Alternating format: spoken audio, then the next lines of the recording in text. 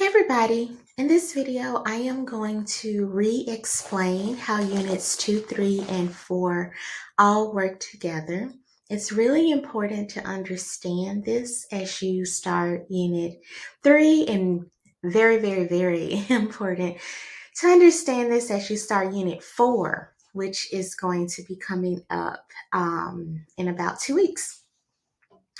So I made this little whiteboard explanation to try to help, and I will go through this. And this is, if you feel like you have a really good understanding, then watch this and just make sure that it reinforces what you understand about units 2, 3, and 4. So as of when you watch this, you should be completing or have already completed unit 2. And let's review what Unit 2 is about. So again, all of the specifics are on the um, assignment description, but this is just an overview to help you see how all of this works together. So for Unit 2, you wrote a research business proposal. So in this document, the situation is that you have learned that the company that you're working for, so that is the trucking company or the department store or, whatever the third option is. But regardless of, the option, you've learned that you are a manager at the business where you're working, and that the business is going to hire 10 new employees. So, as the manager, you know that this decision presents a problem because your department does not have enough devices for the new employees. So, because of that problem, and you're a manager, it's part of your job to see problems and try to fix them, you wrote the research business proposal to request the time and money that you need to research how to solve this problem. So at this point, you should really be pretty clear on, what this is about, but think of it as you're working as the manager, and either it's your department or if it's a smaller business. But at any rate, the company has hired 10 new employees. You've explained why the company had to hire the 10 new employees. That's why on your outline, I asked you to clearly explain what is going on in the world.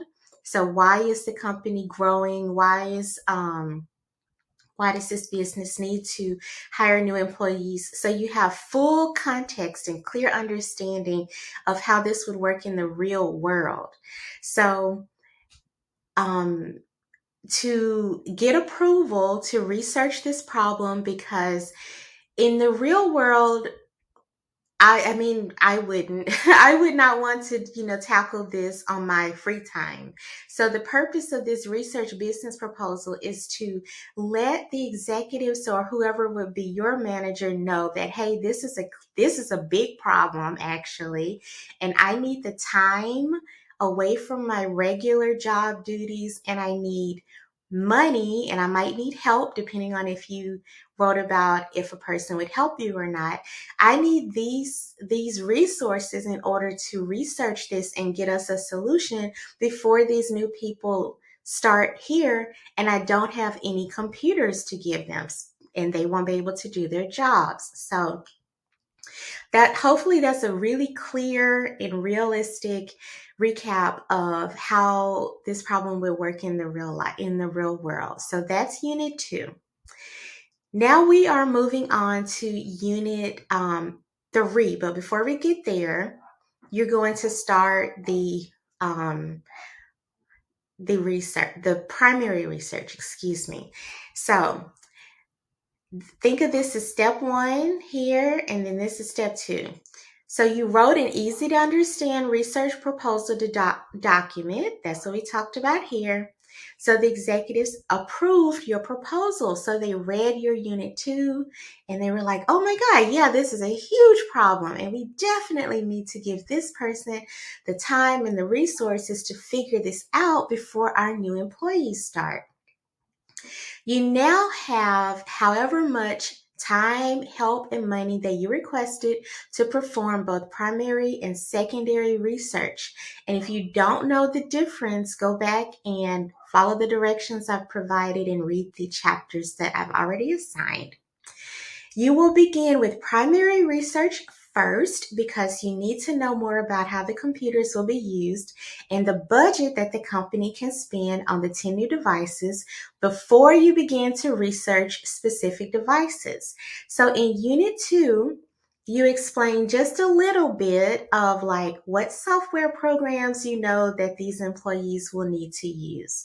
But in your primary research, you're basically going to go deeper and you're going to find out through primary research how, like, what the budget is that the company has. So you would find that out by interviewing an executive, and you would find out more about how the computers will be used by some employees at the company that already does whatever the job is. So you would send them some surveys and say, hey, we're going to hire some new financial analysts. And you have already been a financial analyst here for a couple of years. Can you tell me what issues you're having with your computer, or what do you wish your computer would do, or whatever? Those are the questions that you would put in your survey and send out. So if you don't know what I'm talking about yet, go and read the week 10 at a glance document. But the survey that you send out would be your primary research. So between the surveys and the interviews, you would use that information to choose at least 3 specific devices to research further. So as you're going through writing these documents, don't just automatically think like, oh, I'm going to research a Dell ABC and a MacBook or whatever. Don't automatically think about that, because in the real world, you would actually go and try to find out what is going right and wrong in your current situation at the business, and then take that information to make sure you try to recommend the best device for the new employees. You wouldn't just say, well, oh, we already have some of these. um we're just going to buy some more of these, because that may or may not be the right choice. And the purpose of researching a problem is to make sure that you make the right choice, or make the best choice that you can. So this is where we are in this blue area. This is where we are in the kind of like imaginary world of units 2, 3, and 4. All right. So your Unit 2 research proposal told the executives that it would take you approximately 4 weeks to complete the research. This should sound very familiar. This was on your outline, and it should be in your research proposal document. The executives, they would like an update on your progress, also known as a progress report, to be sent to them at the end of week 2 so they know how things are going. The progress report is Unit 3. Unit 3 is only 1 page. It's so great. It'll be your favorite thing to write, I think, because it's so short and so easy. So I won't go into much detail here about what, Unit 3 is, but the way you can think about it is, I hope they still do I hope they still do this, but so this example makes sense. But when you were in high school, middle school, maybe even elementary school, the semester is 18 weeks, and you would get a progress report at about week 9 to let your parents know how you were doing in your classes. Think of it as this is like the same thing. So you're doing something for 4 weeks, and at about halfway, you're going to just let the executives know this is how things are going. So think of it as the same as like a progress report that you received when you were in elementary, middle, or high school. But make sure, of course, to use the example that I've provided. Like, it needs to look like a business progress report. I'm just giving you that example to help you understand it in case it was a little confusing. All right, so Unit 4, which is the it has a very high weight on your grade. And the reason why the university weighs this document very highly is because it is basically a culmination of research and writing unit 2. You have to use a lot of brain power. You have to write very clearly. You have to kind of use your imagination. There's a lot that goes into unit 4, but it's basically the culmination of units 2, not so much 3, but unit 2 and research. So it's very highly weighted. You can look at the syllabus and see the exact amount that this will be worth for your grade.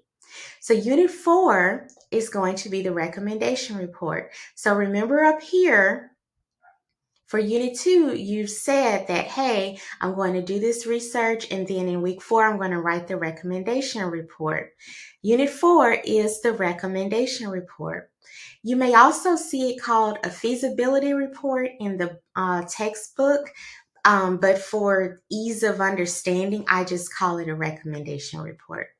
So unit 4 is your recommendation report, and it will explain the business problem again. So basically it's going to recap what the problem is, the research that you've done, the primary and secondary research that we've talked about up above. It'll have actual data and research about 3 devices that you have researched. Okay. So a lot of this is like you're imagining that you're the manager and all this stuff. But when you get to unit 4, the part that you need to actually like open Google and Google computers and Google things and stuff like that is this part.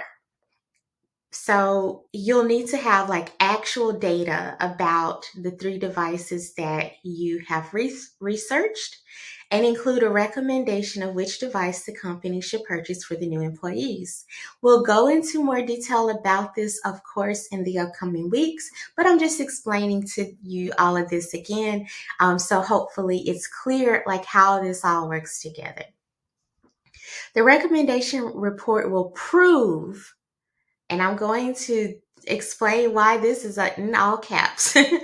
The recommendation report will prove why one choice is better than the other ones. So for example, if you research computer A, B, and C, the recommendation report will tell the reader why computer C is the best and why computers A and B are not a good fit for the company. One of the biggest mistakes that students make on the recommendation report is they will write about how amazing computer C is, but they won't explain why they did not choose computers A and B. So with a business problem, you have to be very clear about why one thing is better than the other. So every option needs to have attention to it. You can't just say, well, computer A was it was blue and I don't like blue, so that's why I'm not choosing computer A. It has to be really related to what your research told you. So for example, in your research, if you found out that